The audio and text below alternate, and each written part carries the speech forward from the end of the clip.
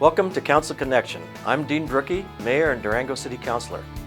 This program is designed to give you a snapshot of the happenings at the most recent Durango City Council meeting. This time we look at the May 19th meeting. Talk of a mandatory mask order took much of our time during this meeting. I'll have more on that coming up. We began with a quick financial report. As expected, sales taxes were down in April in the wake of COVID-19, but not as much as first feared.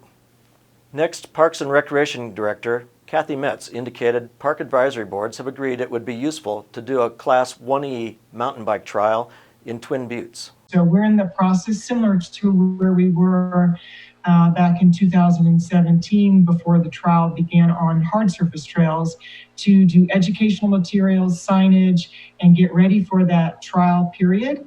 And we'll be preparing that information and providing it to the community in June, and then be prepared to go forward with a one-year trial in Twin Buttes.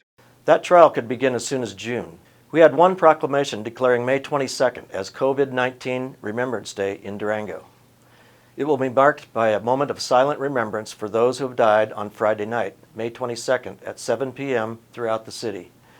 There was one quasi-judicial hearing on an expansion of storage facilities at South Fork Storage in the Three Springs area. This item was approved unanimously by councilors. During her update, Interim City Manager Amber Blake told councilors she was preparing a mandatory mask order as a way to stop the spread of COVID-19.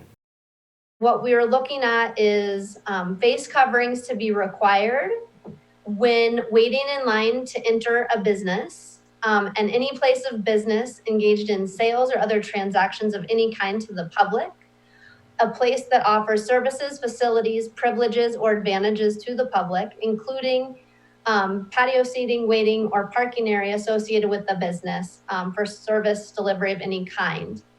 We're looking at city-owned buildings and indoor facilities. Public transit, we already have this order on our public transit system. However, we would move it into this order. And then public place, whether indoor or outdoor, where persons are unable to maintain safe social distancing of 6 feet or more. This does not include outdoor recreating. So if you're out on a mountain bike ride, it does not state that you would be required to wear a face covering. Our focus here is on essential businesses, let's say areas where vulnerable populations will go. There is evidence out there that if we got to 90% of people in 90% of circumstances maintaining 6 foot distance and covering their faces, we could reduce disease transmission by 80%, right? So there is some good evidence that this is very effective. We don't see, certainly, when I go to the grocery store, I'm not seeing 80 to 90% of individuals adhering to face coverings. Sure. It's not meant to penalize and punish as much as, but by having an order, it does have some backing to it, which can assist as needed. But more than anything, it's really creating that voluntary compliance and just the culture that we want here as a tourist community. After a lengthy conversation, councilors expressed their support for the mask order sooner rather than later. Compliance would be voluntary and coupled with a strong educational campaign on the importance of mask use and social distancing. The mask order could take effect in a week or less. Blake indicated she is poised to issue a second order for fire and smoking restrictions within the city limits. The dead fuels are at critical and near historic levels. It would forbid any open flames such as charcoal grills or fires, and would restrict smoking on any city property, including parks, buildings, sidewalks, the Animas River Trail, and more. That order could also be issued in a matter of days.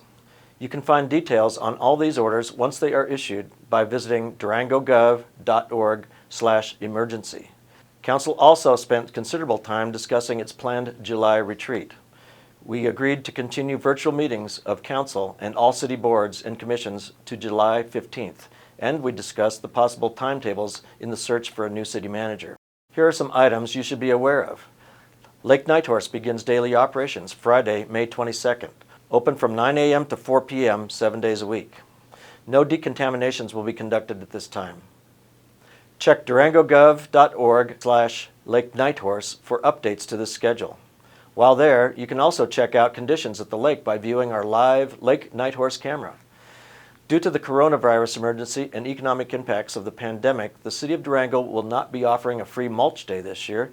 We hope to offer this service again in 2021. Our next study session will be May 26th at 4 p.m. Our next regular council meeting is June 2nd at 6:30 p.m.